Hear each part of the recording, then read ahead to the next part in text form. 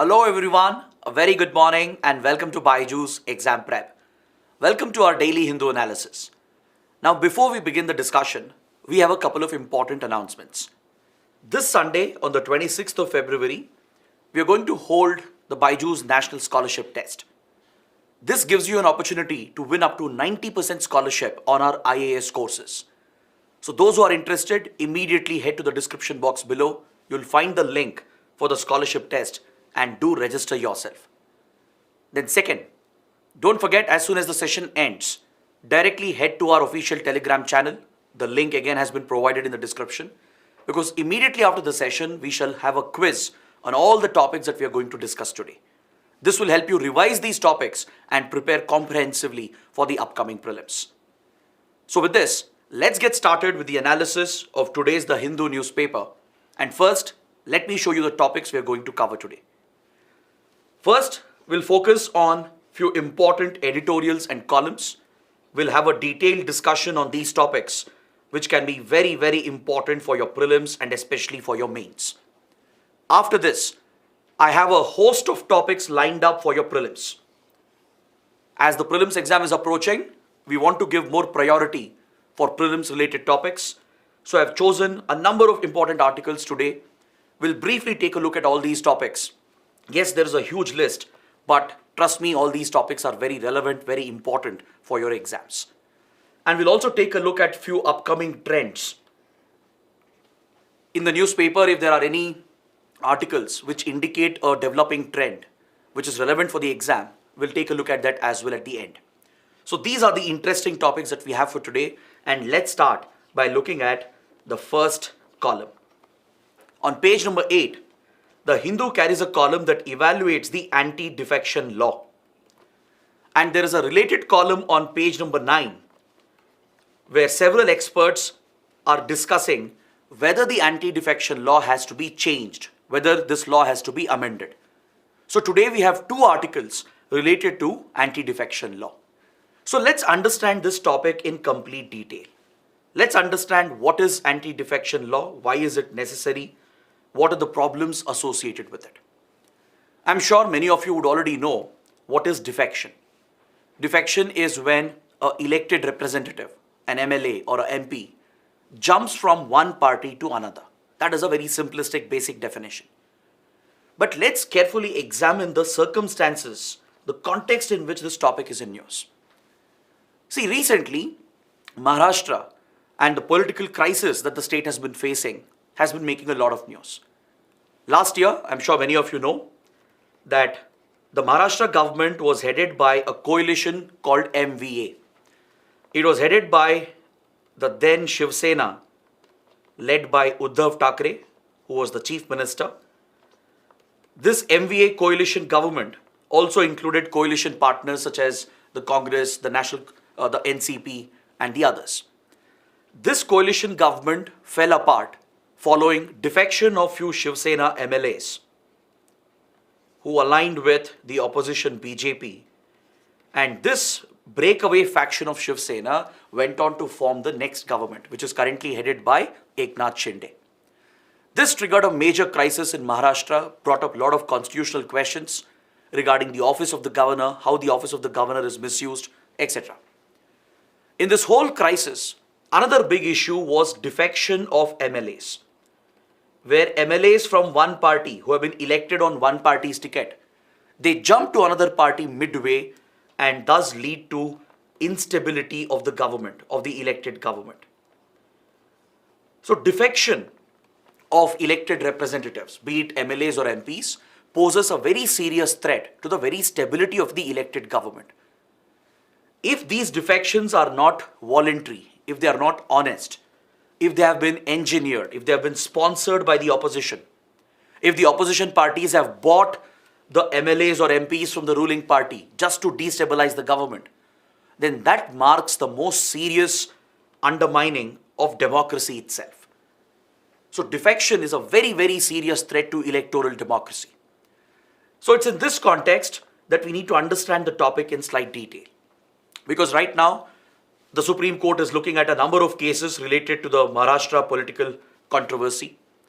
And the Election Commission of India has recently passed an order that the breakaway faction of Shiv Sena, headed by current Chief Minister Eknath Shinde, is the real Shiv Sena, and this faction has been allocated the party name and the party symbol. This is something we have covered in our previous analysis as well. So because of all these developments, anti-defection law is making a lot of news. So let's focus on the core topic here, which is very, very important for Indian polity. See, in Indian politics, there is a very popular phrase, Aya Ram, Gaya Ram. It's named after a Haryana MLA, Gaya Lal, who changed his party 3 times in a single day in 1967. This was quite an unprecedented development, where one MLA was jumping between 3 parties in just one day, thus highlighting how MLAs or MPs are driven by their political greed, how they can be easily bought by the opposition, thus leading to the introduction of corruption in India's electoral politics. This is nothing but a corrupt act. If opposition is buying MLAs and MPs to destabilize the elected government and to topple those governments, this is an act of corruption. An act of corruption which threatens democracy itself. So following this incident, the phrase Aya Ram, Gaya Ram became very popular, because Gaya Lal was coming and going from one party to another. Right? So as a joke, this phrase came up, it became widely popular, because this was a prevailing trend across India. Across India, in various state legislatures and even in the parliament, there have been many instances in 1960s, 1970s where MPs, MLAs were jumping from party to party. They would win elections on the ticket of one party, and midway they would jump to another party. So this crisis had to be handled, and hence there was a need for an anti-defection law, which could deter elected representatives from defecting to other parties, which destabilizes the government. It's in this context that the Indian Constitution was amended in 1985, and the 10th schedule of the Indian Constitution was inserted. It is this part of the Indian Constitution that is popularly referred to as the Anti-defection Law. It basically lays down the process of disqualifying such legislators, because this is seen as an act of corruption, an act which could destabilize the elected government.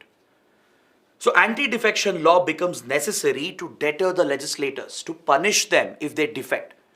So this law defines what is defection, what constitutes defection, and it also identifies that the presiding officer of the House is the deciding authority to decide whether defection has occurred, and accordingly take action against these legislators by disqualifying them from future elections.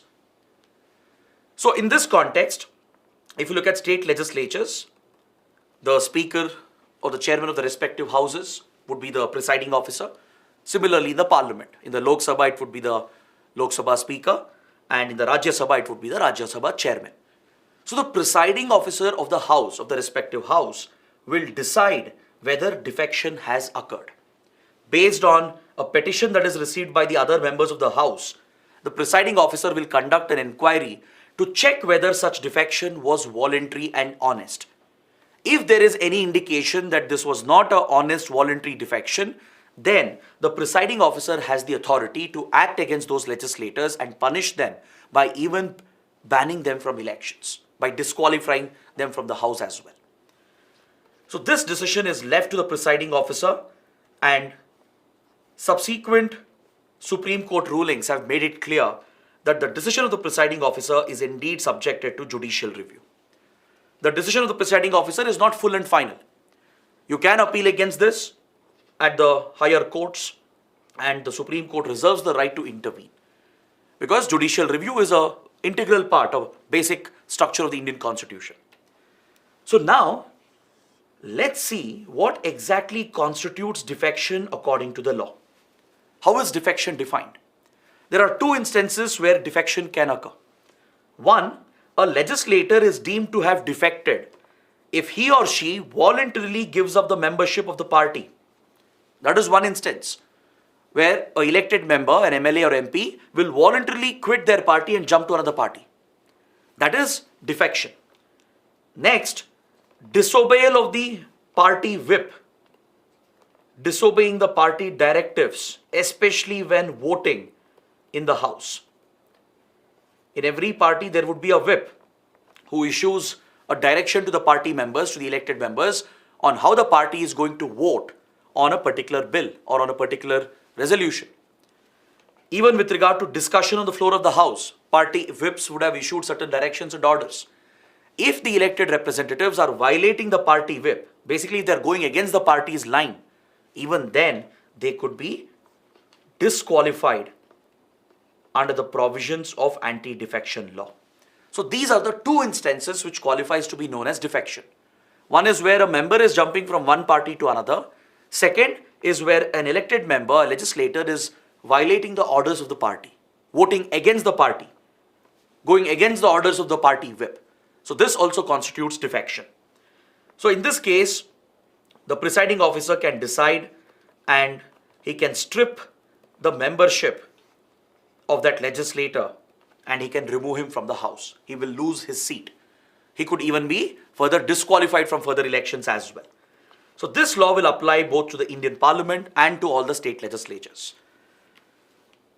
Now, there are few exceptions under this law. There are few exceptional circumstances where the defection proceedings will not be invoked.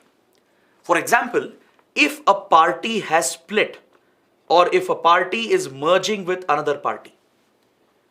If a large number of legislators are moving away from a party, if they are breaking the party apart, or if they are merging with another party, then there are few exceptions. Under part 3 of this law, it's been clearly mentioned that if more than 1/3 of party members have quit, if they are defecting to another party, then this will not amount to defection. Then this is a split of the political party because of ideological differences. So in that case, if more than 1/3 of the members are splitting away, breaking the party into two factions, and if 1/3 of the members are going to this new faction, then it will not be treated as defection. Similarly, if there is a merger with another party, and if at least 2/3 of the legislators are in favor of the merger, this also does not qualify for defection. So these exceptions have been provided. Is that clear? These exceptions have been provided to provide for internal democracy within the political parties, to provide that right to the legislators to quit a party when they have ideological differences with the leadership. If majority of the members agree, if 2/3 of the members agree, they can merge with another party. If 1/3 members agree, they can break the party into two. So these circumstances will not invite the proceedings of anti-defection. Now, the big question is, what is the time frame given to the presiding officer to decide whether this is a case of defection or not? Now, this is where a major flaw exists in the law. This is one of the major shortcomings. The law does not say in what time frame the presiding officer has to decide the defection case. There is no time limit.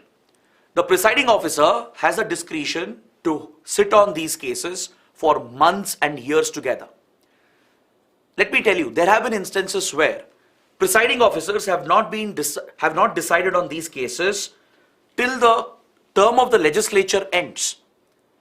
Or in cases, there have been cases where presiding officers have not decided whether to punish the legislator or not until the next elections are called for.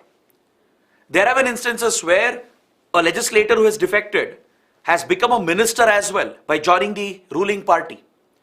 Even then the presiding officer has not taken the decision because the law has a major shortcoming here, a critical flaw. There is no time frame, no time limit prescribed. The presiding officer can basically sit on it. In various rulings, the Supreme Court has observed that ideally presiding officers should decide this matter within 3 months. But this is just a recommendation of the Supreme Court. Presiding officers don't follow this and they take their own time, especially when it involves a favor to the ruling party. Because presiding officers come from the ruling party with the backing of the ruling party, and the political bias has fed into the system, and this has become a major concern. A serious concern is that the law has these critical shortcomings which is getting misused, especially by the ruling party at the center or strong opposition parties which have enough purchasing power to purchase the MLAs from the opposition parties. This is what we call as horse trading. You would have heard about a very popular term these days called resort politics.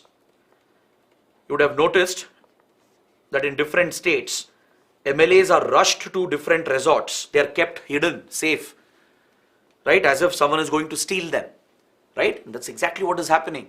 Opposition parties try to steal the MLAs by bribing them. This is called horse trading. And this leads to the destabilization of elected governments, especially state governments. Quite often, ruling party at the center often uses its leverage at the state level to destabilize and topple those state governments which are ruled by opposition parties. They try to buy out these legislators, and that leads the other party to rush their MLAs to keep them away, and they lock them away in resorts, in luxury resorts, thus giving rise to the name resort politics. Now, this is clearly an undemocratic act. As I told you, it is nothing but an act of corruption. This undermines electoral democracy itself, and yet many instances have occurred in the recent past which clearly highlights the flaws in the anti-defection law. Despite the existence of this constitutional provision, it has not been fully effective in tackling the problem of defection. There have been many examples in Rajasthan, in Maharashtra, Karnataka, Tamil Nadu, Manipur. In many states, defections have happened, governments have been toppled, right? Electoral democracy has been subverted. And yet, no action has been taken. Many of these defectors have become ministers in the next government. Basically, that is the bribe which has been given to them, along with a cash sum which is promised, right? They're often promised lucrative positions if they quit the party and join the other party. If they go on to form the future government, they are given ministerial posts and very lucrative postings are given to them. So this practice has freely continued, and this is the major concern. Along with this, there's one more concern about the law. The law affects the ability of a legislator to make independent decisions on the floor of the House. This is another criticism against the law. See, it is ineffective in dealing with defection, as we already discussed. On the other hand, it is curbing the freedom of expression of the legislators. Legislators are not free to express themselves on the floor of the House. They can't go against the party line. As I told you, they have to follow the party whip. The orders issued by the party whip, they have to blindly follow this, even if they don't agree with it. Even if their conscience does not agree with it, if their judgment is against the party stand, even if they want to stand up for the interests of their electorate, of their constituency which has voted them to power, they cannot do it. If they go against the party line, if they violate the party whip, this will be treated as defection, which leads to their disqualification as well. So the concern here is the real act of defection is not being tackled. It's not being punished. The real defectors are getting away. But those legislators who try to take a stand against their party, who try to express their opinion, which is again their basic right, they get disqualified. They get punished under the anti-defection law. So there are multiple problems with the law, and hence many experts have been suggesting that this law has to be amended.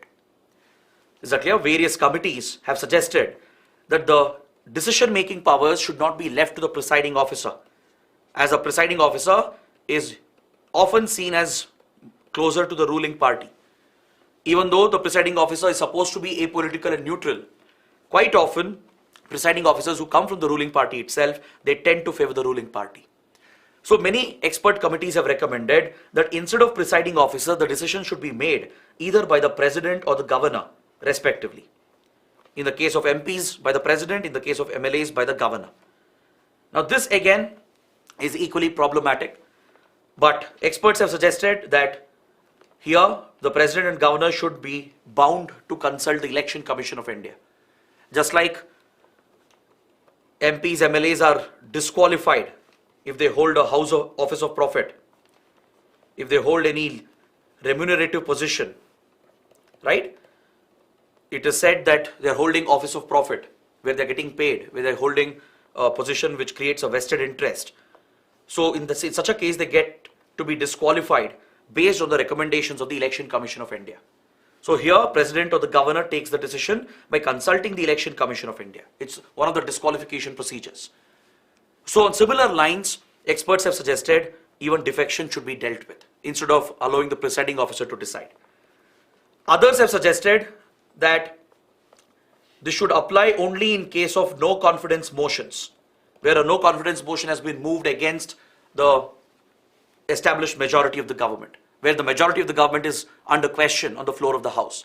This was suggested by former Vice President Hamid Ansari. The Election Commission on its part has suggested that it should be the deciding authority in defection cases. The Election Commission has suggested this as part of electoral reforms. That Election Commission is a constitutional autonomous body. So this body should be given the powers to decide whether defection has occurred, and accordingly it should be empowered to punish those legislators. This is one of the suggestions. The Supreme Court last year has observed that Parliament should appoint an independent tribunal for this purpose, headed by a retired judge, because they can act independently and impartially. This is another recommendation which has come from the Supreme Court. These are the various recommendations which are present, and there is a call amongst various experts that anti-defection law is ineffective. In many ways, it is enabling defection. It's not punishing the real defectors. It's curbing the freedom of speech and expression of the legislators, and hence many of them are calling for a amendment or a complete overhaul of this law. This is what you need to understand from this topic. It's a very, very important topic from polity. You can expect prelims questions based on what we have discussed, or even a detailed mains question. So I hope you understood everything that I was discussing. Now let's move on to the next article. Let's take up this editorial from page number 8, which deals with the topic of child rights. Let's examine this topic. It's very, very important with regard to social issues and also with regard to governance. First, let's understand in what context is this topic in news. The editorial is mainly focused on the custody of the child, because quite often many civil disputes come up, civil cases come up, where the custody of the child is in question by the parents. This happens either when the couple are separating, when the father and mother are getting a divorce, when they are headed towards a divorce, they fight for custody of the child. Right? This often reaches the courts. An ugly legal battle takes place between the estranged husband and wife, and this puts the child through a lot of misery and suffering and leads to emotional trauma. The other instance is where the custody of the child is in question, is when the father is questioning the child's paternity on the grounds of infidelity by the other partner. Quite often, the father might accuse the mother of cheating with another partner, and the father might say that this is not my child. Even in such cases, the parents, they push for a DNA test. They bring up these cases at court. They push for DNA tests and other forensic evidence to fight for custody of the child or to prove that the child is not theirs. Now, such cases involving the custody of the child, which is fought between the parents who are supposed to look after the child and ensure the well-being of the child, causes severe trauma to the child and affects the emotional, mental well-being and the upbringing of the child. Now, this is a very, very serious issue. Children are subjected to very close scrutiny in the public, right? At a very young age, where they don't understand what's happening, they're subjected to court proceedings, they're put through DNA tests, they are made to go through this emotional trauma as a result of this tussle between the estranged parents. So the ones who are supposed to protect the child, ensure their safety, well-being, and they themselves are inflicting this emotional trauma on the child. And the system is enabling this. The legal judicial system is such that it is enabling frequent DNA testing where the paternity is in question. It is allowing for hostile court proceedings to decide the custody of a child in divorce cases. This is what the editorial is focusing upon. Is there a better way to deal with this? Is there a way to protect the child from all of this trauma? Because these experiences at a young age leaves behind an emotional scar. It scars the child forever, affects the emotional well-being and the upbringing of the child. Also, subjecting them to unnecessary and frequent DNA testing is a violation of their right to privacy, which is a fundamental right under Article 21. This is intimate data belonging to that child. So raising questions over their paternity, right, in many cases where it is not justified, just because husband and wife have fought, there have been many instances where the father has filed cases, petty cases, frivolent cases, accusing the wife of infidelity and cheating, and by saying that the child is not their child. Many such frivolous cases without any basis have dragged for months, putting the children through unprecedented trauma. So this affects their right for safe upbringing, right? They go through a lot of emotional abuse, and this is why child rights is the focus of discussion. See, in 1959, the UN General Assembly adopted the Declaration of the Rights of the Child. This was the first such document at the global level to look at the rights of the child. It was clearly established as to what constitutes the rights of the child, and this document says that all children below 18 years, all minors basically, with regard to raising them, treating them, protecting them, mankind owes to the child the best it can give. This is the exact statement. This is something I've taken verbatim. This is the exact statement used in the Declaration of the Rights of the Child. It says that mankind owes to the child the best it can give.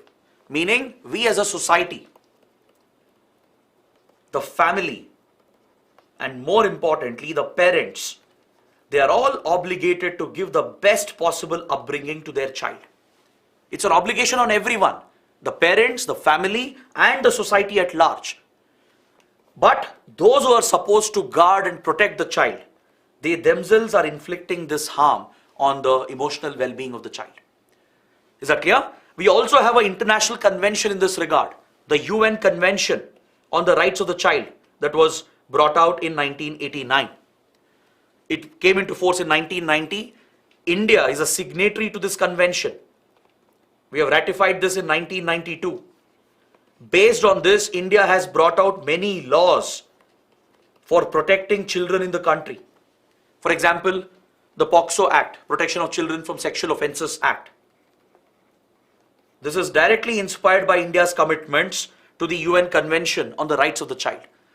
So at a global level, these are two very, very important documents.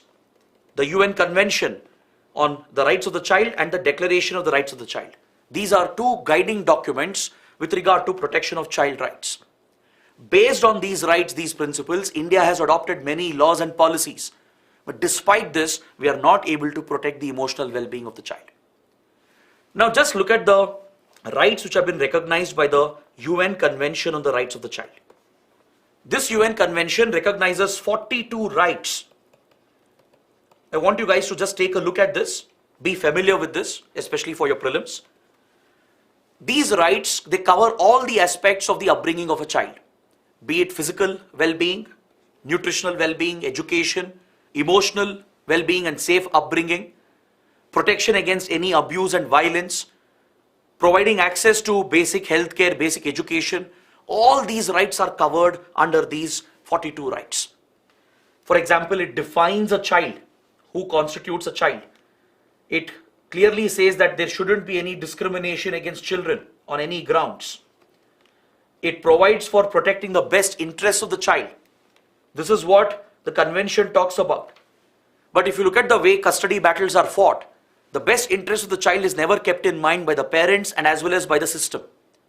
The system is also like that, right? The best interest of the child is forgotten, which is a mandatory right here under the UN Convention. Similarly, it imposes responsibilities on parents. Parents have a big responsibility. The society has a responsibility to protect children from any abuse, any violence, any kind of trauma. See, protection of privacy of the child is also a recognized right. Similarly, there are many other rights related to the physical well-being, emotional well-being of the child, protection of the children from any kind of abuse, any violence, etc. All these important rights are recognized. Many countries have adopted this, including India. They've brought out their own laws, and yet we are not able to implement them. This is the serious issue that the editorial is bringing out. In this regard, the editorial points to a Supreme Court case where the Supreme Court has said that we should not be mechanically subjecting our children to DNA tests in each and every case where parents are fighting with each other. Just because a partner is accusing the other of infidelity, just because the father usually is accusing the wife of cheating with someone else, just on these grounds, if paternity is questioned without any valid grounds and evidence, in such cases, DNA tests should not be pushed for. Right now, it has become the norm because the advances in technology is easily allowing you to establish the parental lineage. Right? This is good in many ways. Technology has played a great role, but it's getting misused in such frivolous cases and some false cases as well, and children are being put through this trauma. Right? Their DNA samples are collected, court proceedings take place, they have to be present as well in many of the proceedings. So this is something the Supreme Court has observed, that it has said that this is not a shortcut. In each and every case where partners are fighting, DNA tests should not be conducted unless it is really necessary.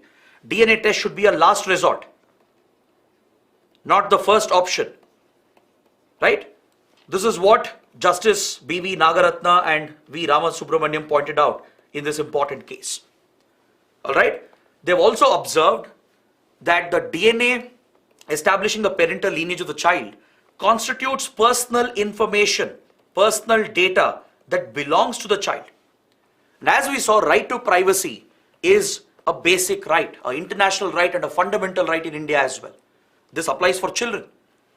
This is part of their personal information, intimate information, which should not be violated. It's a fundamental right and an international right.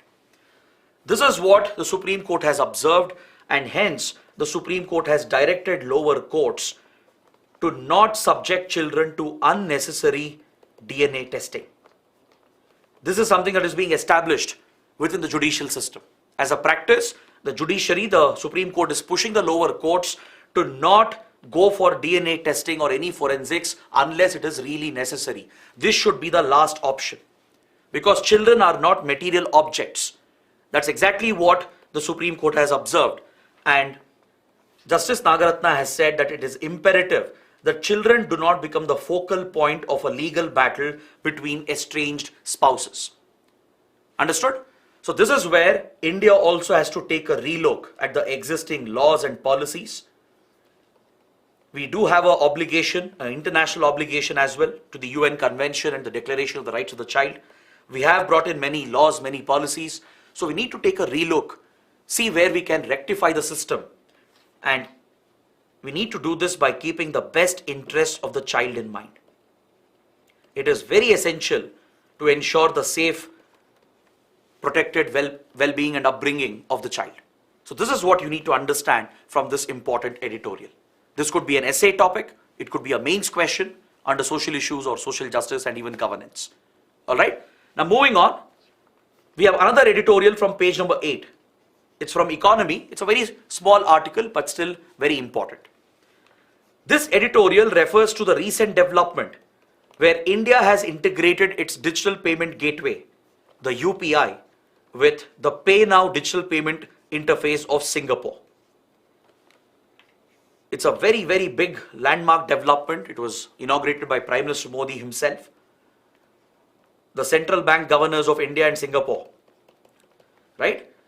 They entered into this agreement to merge and integrate India's UPI, which is one of the most robust digital payment interfaces in the world.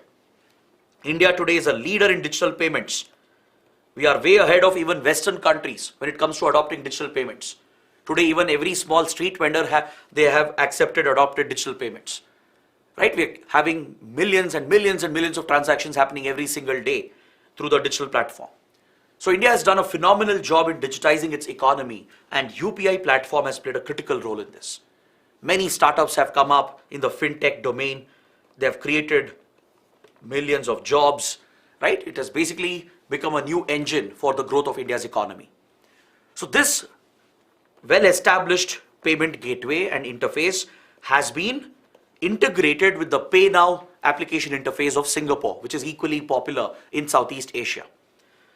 So this will provide for cross-border transfers. Basically, just like you pay your vendor or transfer money to your friend or relative in India, similarly, you can start transferring money to your friends, relatives in Singapore and receive money from Singapore to India.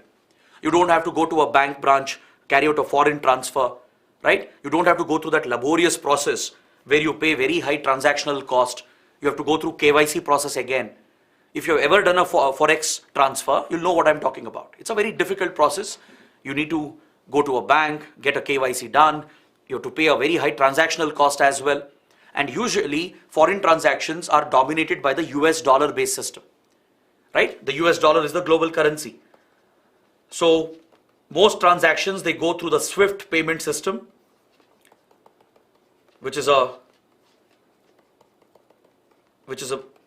essentially a platform amongst banks that has been created to facilitate foreign transactions, cross-border transactions.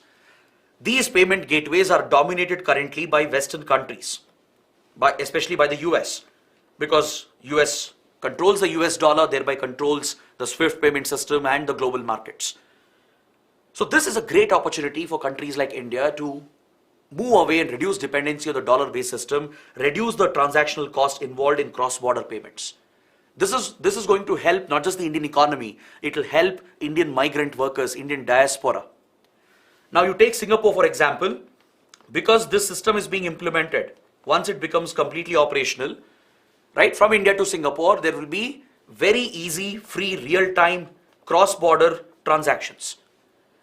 In Singapore, there are a lot of Indian students, Indian migrant workers. There's a strong Indian community in Singapore, all right, near the Malacca Strait, where Singapore is located.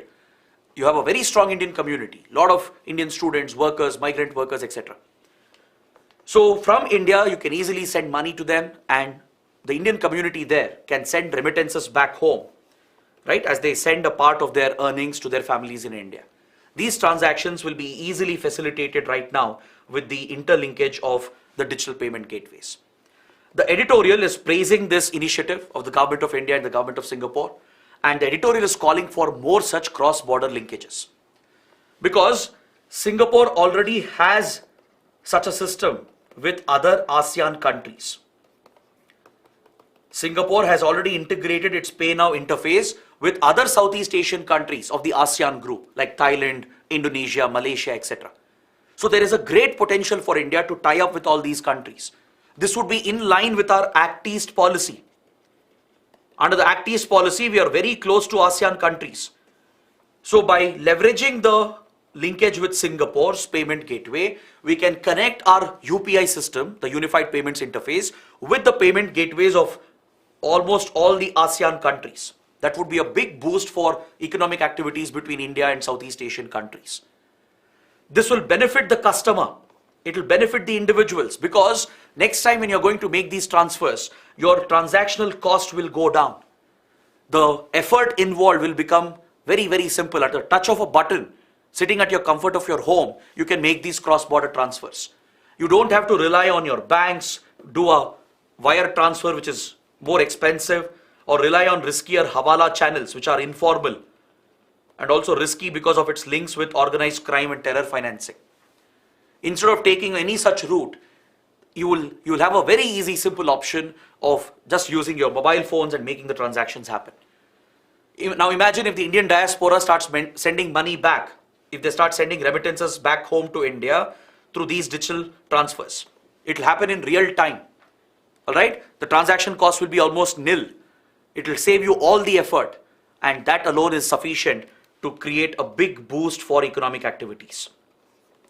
It's going to facilitate tourism, right? Tourists will find it very simple. You don't have to convert your currency. No longer you have to buy foreign exchange at higher currencies. You just use your digital payment gateway and start paying in the other countries as well. It will boost regional trade. Traders can start paying through the digital payment interfaces. It will formalize the remittances we are receiving and the money, foreign exchange that is flowing out of the country. Everything will be documented, accounted for. It could even help tackle money laundering and terror financing. See, as of now, this is just an initial project. Right now, there is a limit of around 60,000 rupees or 1,000 Singapore dollars. That is the maximum limit that you can transfer in the initial phase. Going forward, if the system is scaled up and if we extend this to other countries as well, right, it could become a massive opportunity for boosting growth, trade, tourism, and for regulating the flow of remittances. This is very crucial for India because don't forget, India receives the highest inflow of remittances. We are the #1 country when it comes to inward remittances. We have even overtaken China. In the last year, we have got more than $100 billion from remittances sent by the Indian diaspora, the Indian community abroad, right? They send a lot of money back to their families, and we are getting almost $100 billion plus every year. This is crucial for the Indian economy to bridge its current account deficit. So that is why the editorial is encouraging the government to go for more such cross-border linkages, to link our digital payment interface with the digital payment interface of the other countries. All right, so that is what you need to understand. Now, another important column from Science and Technology and Economy, it focuses on the R&D ecosystem in India, the research and development ecosystem. The writer of the column is calling for greater private investments to boost research and development in India. So let's carry out an examination, a thorough examination of this topic. Let's see what is the R&D ecosystem present in India, what trends, what patterns can we identify, what problems exist, and what to do, how can we solve this issue. This is what we are going to discuss.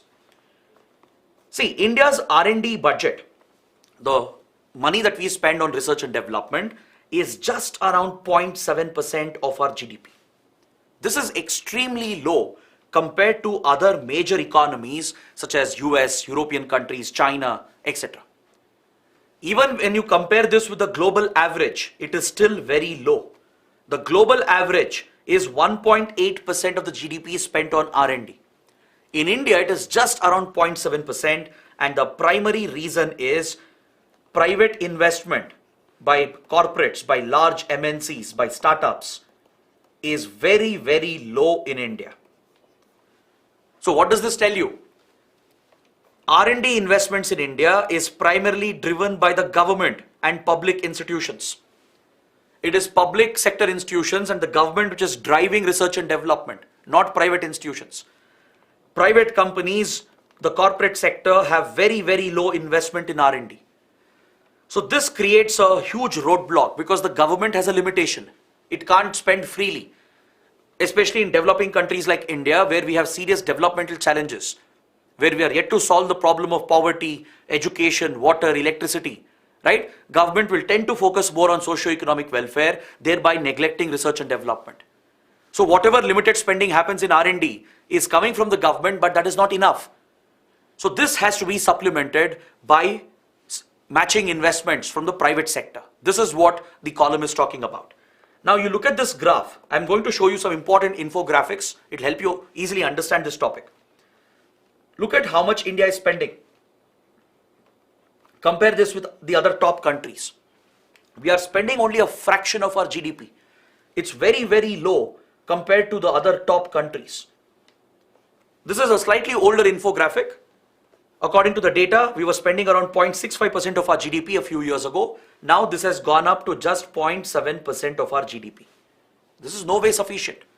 Look at this infographic here. Look at this pie chart. The biggest spending in R&D is coming from the defense sector, from institutions like DRDO. It's all government led. The next would be space, led by ISRO, and other government entities such as Indian Council of Agricultural Research, ICMR in the field of healthcare and medicine, Department of Biotechnology, Department of Science and Technology, CSIR, the premier scientific institution of India, Department of Atomic Energy, etc. They are the primary investors in R&D. It's all government-led investments in R&D. So this is the biggest problem. The R&D budget, if you break down India's R&D budget, if you look at both the government and private expenditure and see where, in which sector the spending is going, most of it is concentrated in healthcare and defense. There are few investments happening in agriculture, transport, exploration, space exploration, and industrial production and manufacturing. But this scale of R&D investment is not enough. This is directly reflecting in the number of patents that we are generating, right? The intellectual property you create directly reflects the focus and investments in your research and development. In India, even though India is one of the top countries with regard to number of patents every year, we are still many, many miles behind other powers like China, US, and European countries. You look at this graph, the growth in patents has been very flat. You don't see a major growth curve. It's a flat growth for India, very limited growth which is happening with regard to the intellectual property we are generating. This is a direct reflection of the low focus and the low investments in R&D. Now look at the composition of R&D investments in other countries. Look at the developed nations, the major economies, and see who is investing more in R&D. You will see that government investment is actually low in developed nations. It is private businesses, higher education, which are making very, very big investments in R&D. Look at the graph. US, UK, Japan, France. The government investment in R&D is actually very small. It's the private industry which is making very big investments. It's higher education sector which is making big investments. If you look at India, the graph is exact opposite. Majority of the investments is coming from the government with very little investment coming from private industry and higher education, that is your universities. This is unsustainable. Through this you will not create a R&D ecosystem, right? So that is what the author is talking about. So to understand what the problem here is, you need to see the challenges faced by developing nations. In a developing economy, according to the Niti Aayog recently brought out a report on the R&D ecosystem, and it observed that developing nations find it very difficult to prioritize research and development. There will be some focus in government institutions, but through a policy, government will not really step up the spending, or it will not really push the private industries to make more investments because they are preoccupied with other basic issues. Developing countries are preoccupied with basic issues like poverty, water, then educational, healthcare facilities, etc. They're looking at socio-economic welfare. So R&D is not a priority in developing nations. This is a challenge. So in such countries, private investment, private participation in R&D is very low. The government is pushed to do the heavy lifting, and whatever is possible from government institutions, they will do it.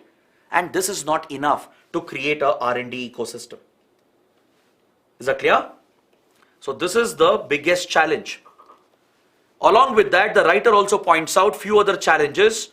For example, the National Science and Technology Management Information System of the Department of Science and Technology, which monitors the data, which compiles all the investments happening in R&D sector, right? It is not able to focus more on private investments.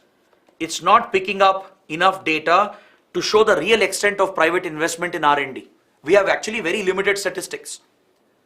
There's a metric called GERD, G-E-R-D, Gross Domestic Expenditure on R&D.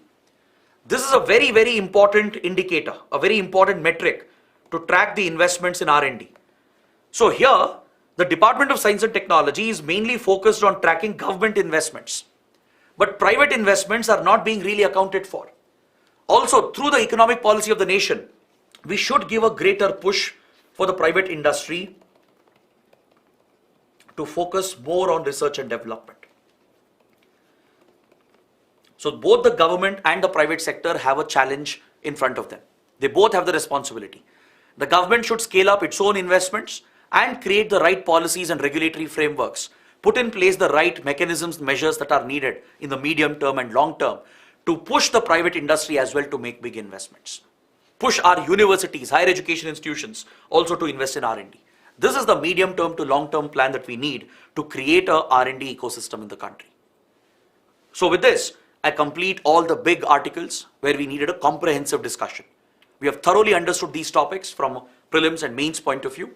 I hope it was a good, fruitful discussion. Now just give me another 10-15 minutes. I'll take you through a number of prelims related topics. This won't take much time. These are very short topics. We just have to briefly look at them. but it's going to be very, very important for your prelims. You can expect direct questions based on these articles. There's an article on page number 1 which is related to the wind power project in Sri Lanka, which has been awarded to Adani Group of India. India's Adani Group, which is going through a major controversy right now, it won a very important project, a strategic project to develop renewable energy projects in Sri Lanka, in northern Sri Lanka. So this project in itself was a little controversial earlier. This brings up the question of Indian investments in Sri Lanka and what challenges do we face here. So I would like to show you one map and quickly explain the kind of projects India has taken up and what competition, what challenge do we face here. Now, if you look at the map of Sri Lanka, India has been a major investor. Mostly our investments have been concentrated in the northern and eastern provinces, because this is where you find the Tamil minorities who have been at the receiving end of the ethnic war in Sri Lanka. So India has taken up many projects primarily to help the Tamil minorities.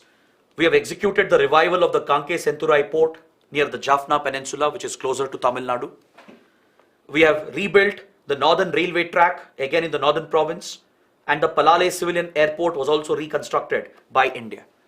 These critical connectivity projects were destroyed during the civil war between the Tamil militant groups like LTTE and the Sri Lankan forces. It was also damaged during the 2004 Indian Ocean tsunami. So India has invested heavily to repair these critical projects, which is crucial for connectivity between Tamil Nadu and northern parts of Sri Lanka.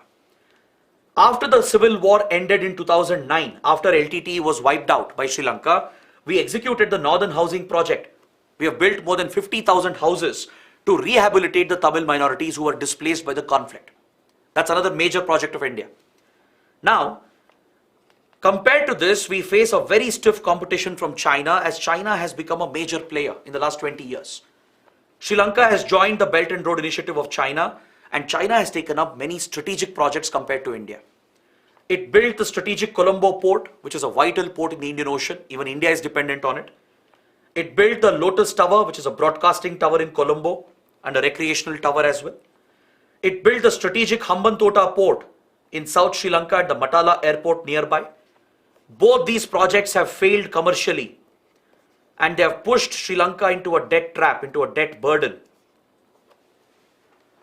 Whereas India was looking for many other projects where we could contribute to Sri Lanka, unlike China's exploitative loans, which benefits only China strategically, right? Which pushes small countries like Sri Lanka into a debt burden.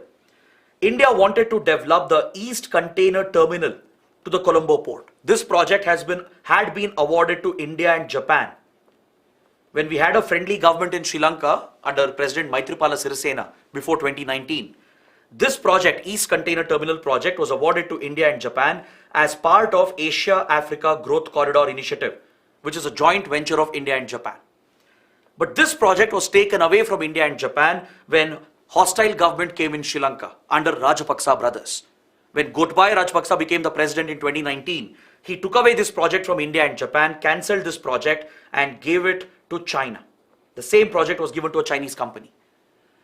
Similarly, we wanted few projects in eastern Sri Lanka. India wanted to develop oil tank farms at the Trincomalee port.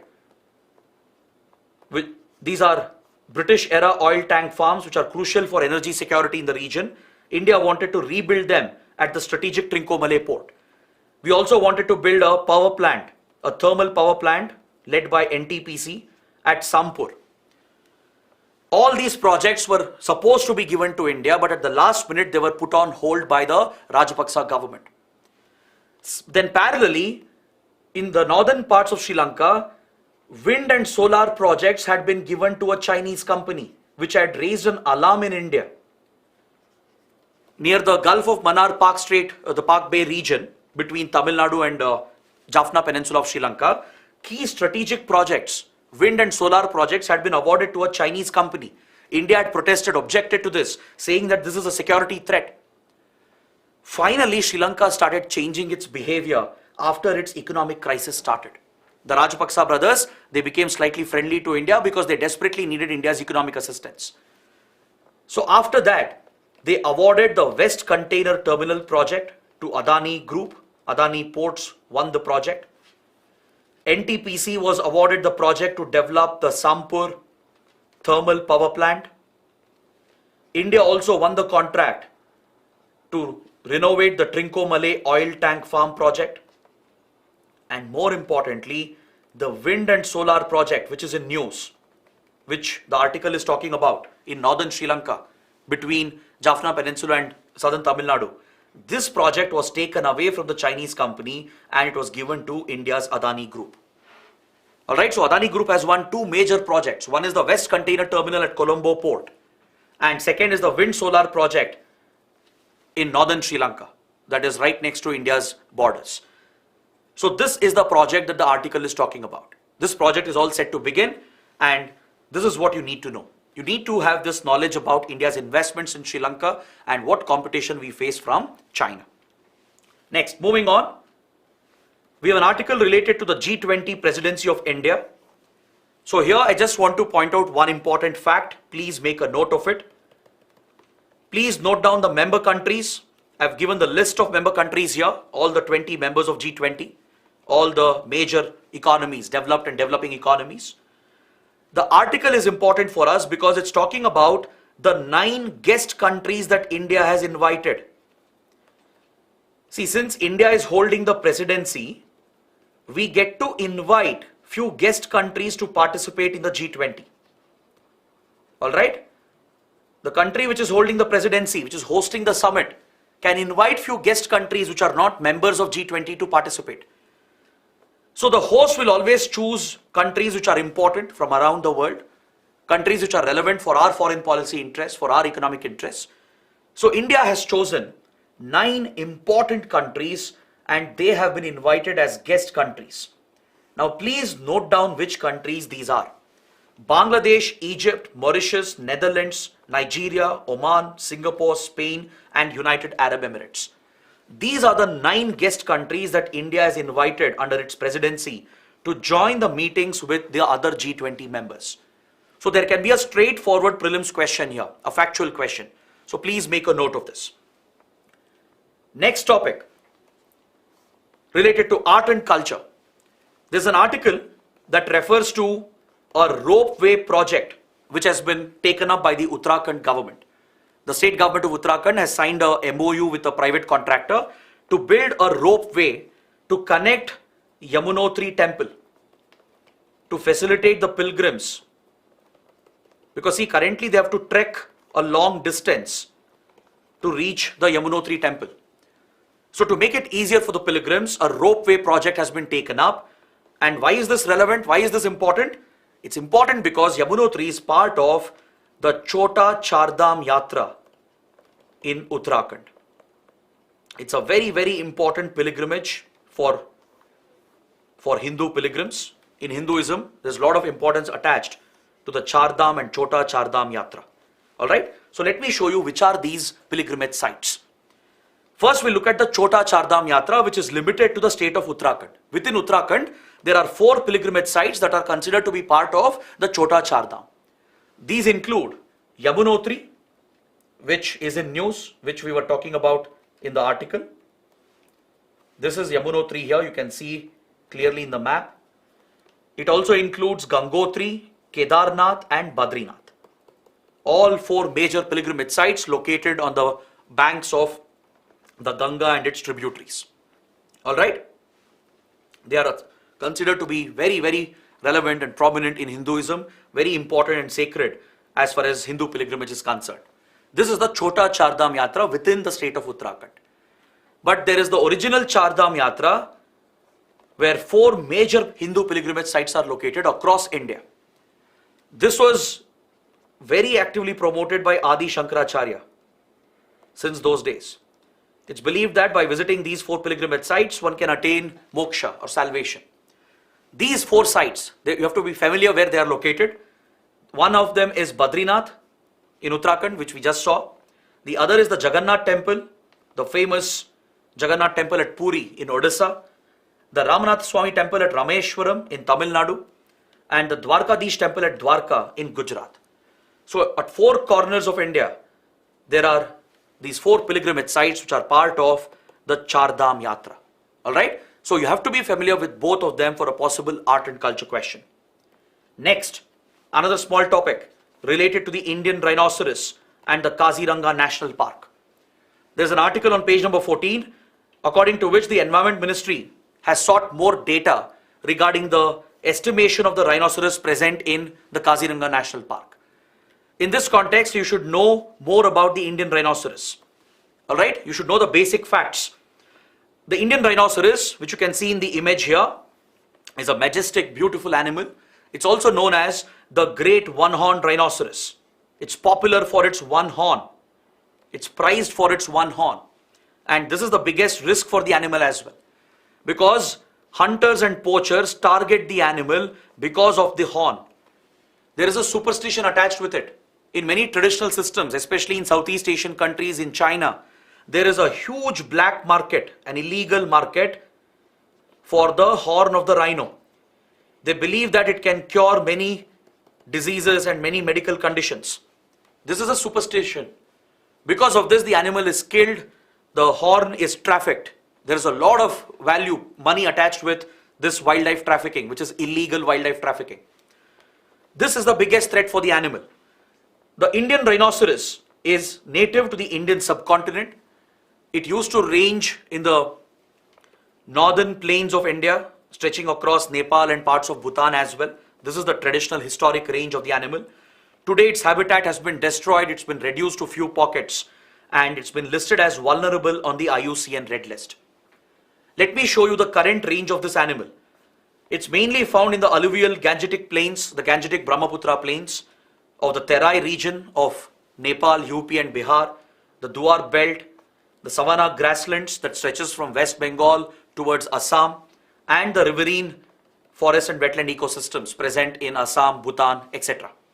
This is where you find the Indian rhinoceros today. It's found only in few small pockets. Please look at the map. This map will help you understand the current range of the Indian rhinoceros. Across the Gangetic plains, the Terai belt, right? Nepal, UP, Bihar, parts of West Bengal, Assam, Bhutan, etc. This is the range of the Indian rhinoceros. Now the biggest threat for the animal is, of course, one is hunting, poaching, because of the wildlife trafficking of the horn of the rhino, plus other human activities, urbanization, encroachment, destruction of forest. All these are very big threats. Their numbers have gone down. You hardly have 3,500 individuals left in the wild, according to data from 2018. Their numbers in the wild is between 3,500 to 4,000. And majority of them, almost 80% of it is found in India, rest in Nepal. So India is the biggest home to the Indian rhinoceros. And majority of them are found in Kaziranga National Park and Tiger Reserve in Assam. It's the biggest home for the Indian rhinoceros. More than 2,000 individuals can be found just in Kaziranga. The other important protected area is the Povitoro Wildlife Sanctuary, which has the highest density of Indian rhinoceros. With regard to density, it's Povitoro Wildlife Sanctuary, but Kaziranga has the highest number. Alright, so these are some important facts you need for your prelims. Next, there's another article from page number 14 related to the cultivation of wheat. Very important for geography and economy. According to the article, the Indian Agricultural Research Institute has pointed out that the early onset of summer has begun little early in northern northwestern India, which is the major wheat growing areas in Punjab and Haryana. Despite the early onset of summer, it is unlikely to have an impact on wheat harvest. This is what IARI has pointed out. So it becomes important to know the basic conditions needed, the ideal conditions needed for wheat cultivation. You can expect a basic conceptual question here. To cultivate wheat, you need gentle slope or fertile land. You need fertile alluvial soil, or even mixed soil can work. You need 50 to 100 centimeters of rainfall. Right? So you don't need very heavy rains. You need a limited amount of rainfall. But the temperature is something that plays a critical role in the cultivation of wheat. That is the key concept you need to understand. When wheat crop is sown, it is sown during the Kharif season, when the temperatures are lower during the winter season, around 14 to 18 degrees Celsius, right before the onset of winter. Right? That is the temperature you need when the crop is sown and when the crop starts growing. But right before harvest, when the crop is about to be harvested, you need hot, bright climate. You need moderately hot climate. The temperature has to go up. That is when the wheat harvest will be unprecedented. You will get a very good output. These conditions are very important. It's the lifeline of the Indian economy. The cold, moist conditions are needed during sowing and growing phase, but during harvest you need hot and bright conditions. If you understand and remember this basic concept, trust me, you can answer a basic question on this. Next, another important topic from article 14, an article on page number 14. It's related to government schemes. Prime Minister Narendra Modi, while he was delivering a speech based on the budget which was presented, he was talking about the green growth initiatives, the environmental initiatives in the budget. So he has highlighted the focus of India on renewable sources of energy, how we are promoting solar energy and other clean forms of energy. In this speech, he has mentioned an important scheme called PM-KUSUM. So there could be a prelims question on PM-KUSUM. You should know what the scheme is all about. PM-KUSUM stands for Pradhan Mantri Kisan Urja Suraksha Evam Uttan Maha Abhiyan. This scheme aims at ensuring energy security for farmers in rural India.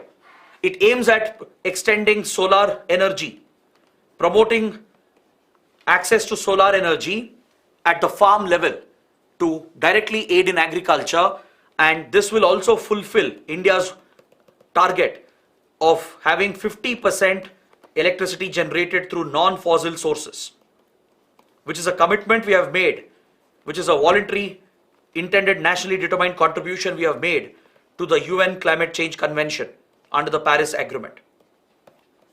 First, we had committed to install 40% of our electricity from renewable sources by 2030. This target has been renewed by India to 50%.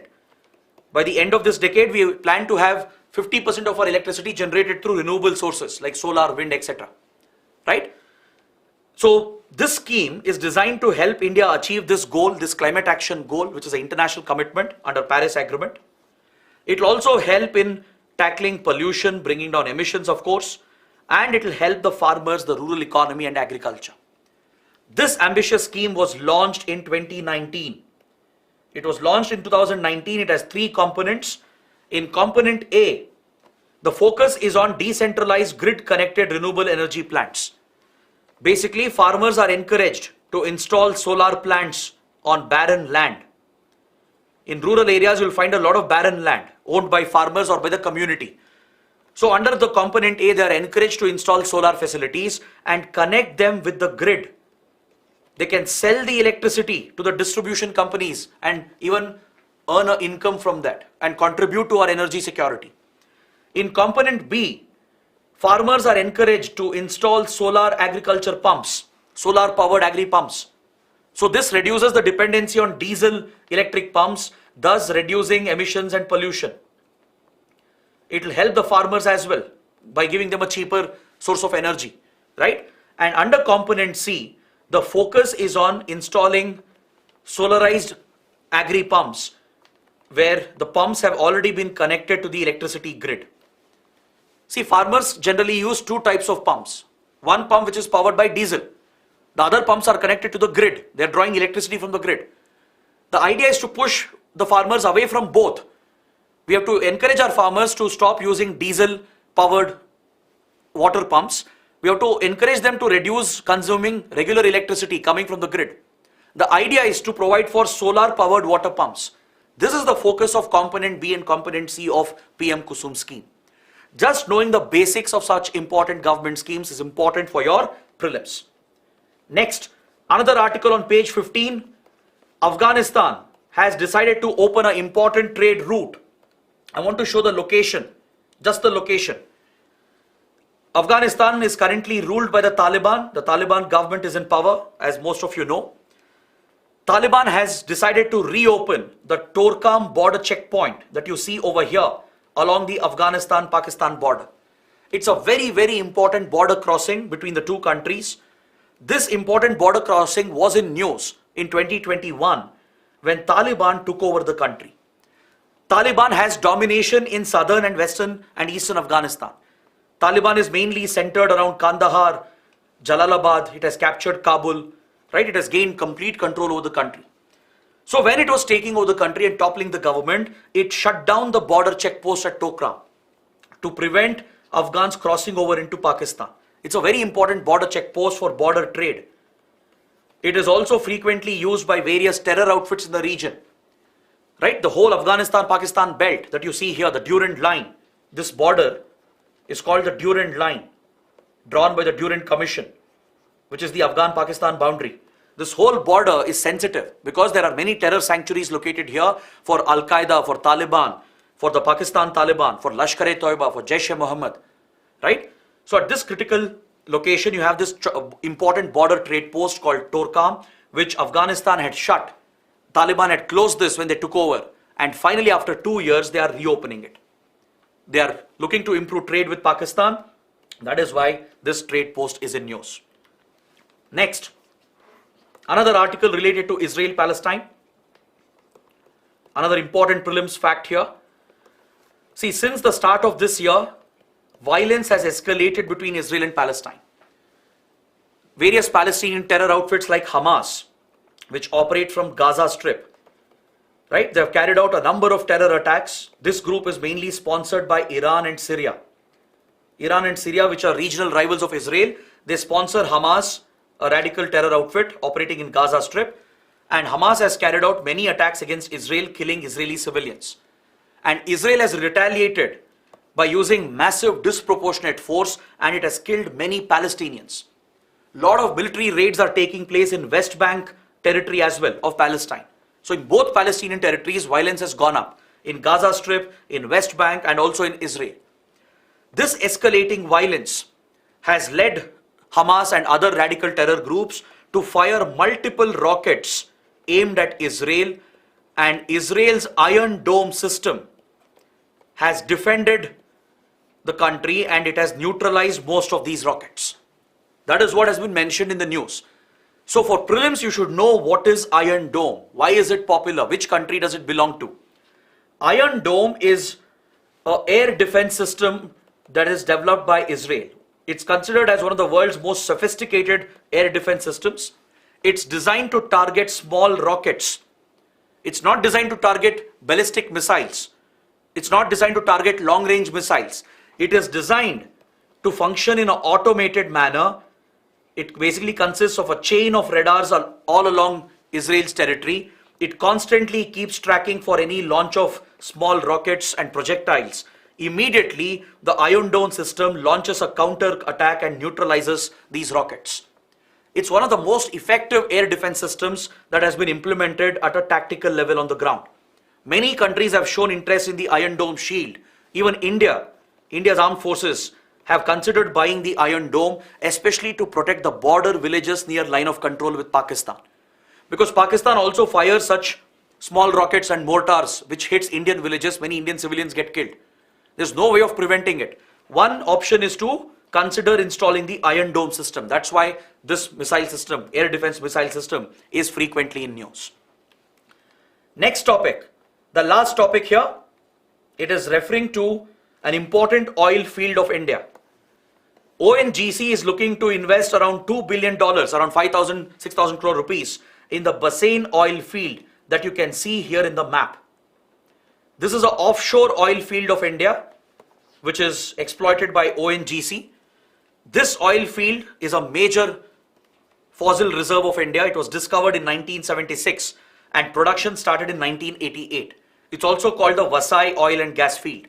This is the largest oil natural gas field of India in the Arabian Sea, located around 80 kilometers off the coast of Maharashtra. Alright, this is a major asset for ONGC, one of the fastest growing domestic assets of ONGC. These are the basic facts you should know about the Bassein Oil field. Now coming to the last point of my discussion. There are 3 articles today, very interesting. I want to give you a heads up. It's just a new section that we have tried adding to help you understand some emerging trends and patterns. These are some basic knowledge, basic awareness that you need to have about important trending topics. This awareness is very relevant for UPSC exams. There are 3 articles which have a common link. The link is there is a revival of extremism around the world, including in India.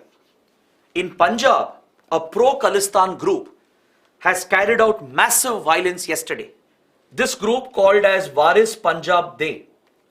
That's the name of this group, a religious extremist, right-wing extremist outfit. It's headed by a notorious figure, a religious political figure called Amritpal Singh. So this outfit has carried out massive violence in Punjab, leading to several injuries. They have attacked the Punjab police, and this points towards attempts to revive the Khalistan movement. This was our biggest security threat in the 1980s. It was directly enabled by Pakistan. Pakistan was fighting a covert war against India by supporting the Khalistan terror outfits. India had neutralized this terrorist movement in 1990s. But now we are noticing an attempt in India and around the world to revive the Khalistan movement. In US, in Canada, in Australia, in Europe, many attempts have been noted in the last 10-15 years to revive the dormant Khalistan movement. Similarly in India. So this is something you need to watch out for. And another related topic here is the rise of white supremacy and right-wing extremism in the United States. White supremacy is a right-wing ideology that refers to the supremacy and domination of the white race, where the people of white race believe they are superior to all the other races. This leads to targeted violence against racial minorities in the US. This was a major concern in 1970s, 1960s in the US. There were many notorious extremist groups like Triple K, the Ku Klux Klan. Of late, you have other groups called the Proud Boys. These are right-wing fascist groups. These are neo-Nazi groups. They align with Nazi ideology. They align with supremacy of the white race. They target religious minorities and racial minorities. So, according to a report in the United States, mass acts of killing by white supremacist groups has increased, and this has become the biggest internal threat for the US. Internal terrorism has become a serious threat. It's led by these right-wing fascist extremist groups, neo-Nazi groups, such as the Proud Boys and the other outfits. And many mass killings have been reported in the US in the last 10 to 15 years. Next, another similar incident in United Kingdom. See, UK has always had problems with Northern Ireland. Northern Ireland is one of the key constituents of the United Kingdom.